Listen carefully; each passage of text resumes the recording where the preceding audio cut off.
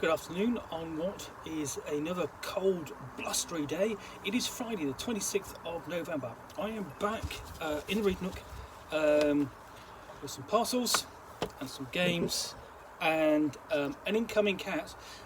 Are you coming in? Yeah, here we go. And a nice hot cup of tea. What I'm going to look at is in this. So if you see that there, that might give you a clue as to what's in here. He won't know. This is, opening up, I've already been in here already for one book, so let's find out what the other is. See if we can get my fingers around it, because it is quite chilly out here.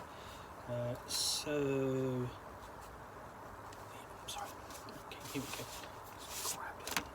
So, I've already looked. We've basically done an unboxing of the Dee Sanction adventures, so you know it's another supplement for the Dee Sanction, and it is the site for the Dee Sanction. Now, the Dee Sanction is the role-playing game of Enochian Intelligence, where you play members of Tudor society during the reign of Queen Elizabeth, who have been arrested and sentenced to death for heresy. In particular, not necessarily Catholic heresy, but heresy involving the supernatural and the occult. But instead of being instantly put to death, and one of the things you do create during character generation is your means of execution. Essentially, you have been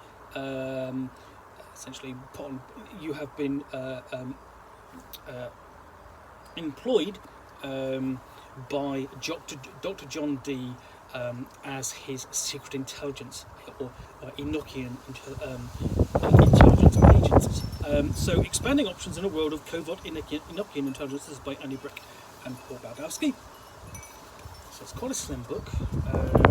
So we have the site, a true and faithful relation of acts of supernatural foresight, uncanny vision, diverse reading of occult tokens, and showing the potentials of some spirits. A supplement for the Dee Sanction, okay. And let's have a look, see what we've got on the back. As above, so below. As within, so without. As the universe, so the soul. The dense and trackless forest, the shadowy stretches of rambling roads, the ruins of sacked monasteries, the otherworldly slithered through the widening gaps from the weave of our world. Once folklore served as a tool for education and warning, now it becomes something visceral and dangerous.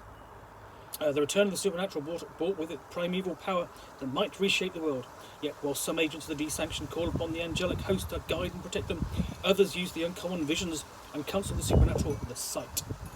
The Dee Sanction is a basic standalone game of tabletop adventure in the divergent world of Covert Enochian Intelligence, where the forces that work against the ascendancy of Elizabethan power draw upon the primal and malevolent forces of the supernatural. The site expands on the options available in the character generation for both agents and antagonists alike. It introduces the talents of aura reading, scrying, prophecy, and token reading, with guidance on visions, communing with spirits, possession, hypnosis, and the miraculous intervention of the divine chorus. So there's a lot in here in its few pages. Not very long. I don't have a word count on it, but a page count on it. There you go. Doesn't particularly matter. You can see how slim it is. So open up discussion of the fundamentals, and essentially the introduction aims to expand upon the treatment of the occult and supernatural in the Dee Sanction role-playing game.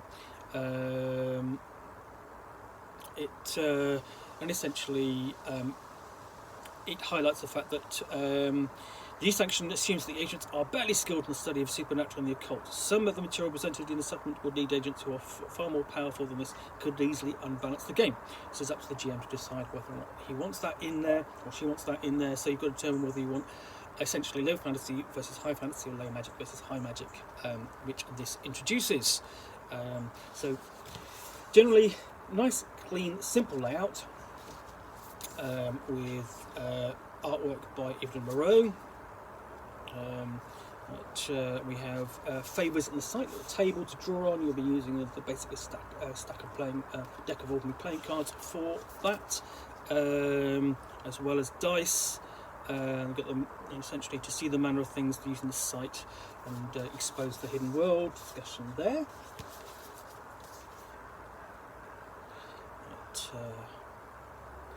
and then essentially we have details of the site, aura reading, well-being, scrying, all rules there. Basically fairly short, but obviously easy to bring into the game. Before we get on to things like token reading, like histories of the touch, the ownership and soul binding, quite powerful events, skills and abilities that perhaps you might want to not necessarily hand to the players necessarily, so it might be something for the NPCs, the villains that the player characters are working against. So we have essentially prophecy, danger sense, things to come, and fortune telling. Again, powerful forces that the player characters may not want to mess with, or at least the referee may have fun playing with them on their behalf. And then until we get on to using the site.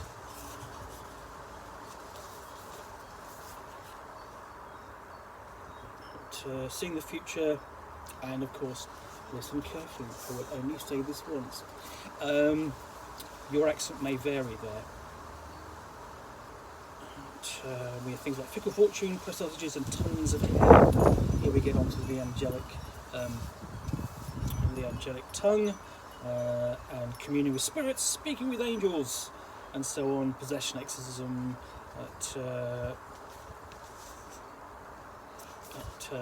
and then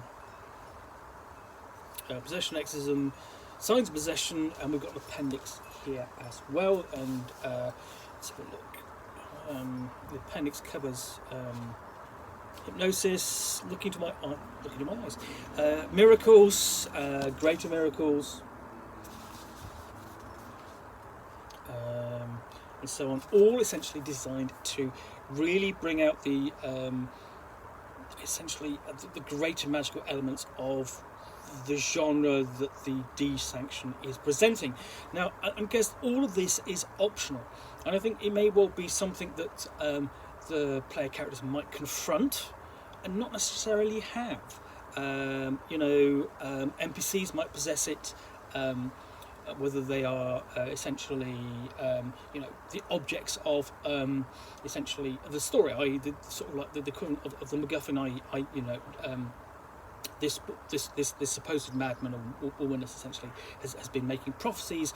Find out whether they're true. You've got mechanics for that in there, or and essentially it might be not just find out whether they're true, but stop a particular NPC or the forces of the Pope from getting to her or him and finding out, getting the latest prophecies from him that will aid their cause against the good Queen Bess.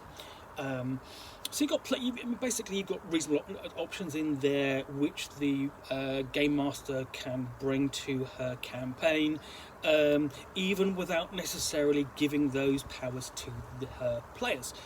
Of course, if she wants to do that, you want to play out sort of like a more empowered game with more magic in it, then there's nothing to stop you using the rules in here for that either.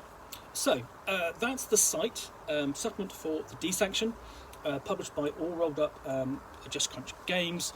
It's a very simple game to play.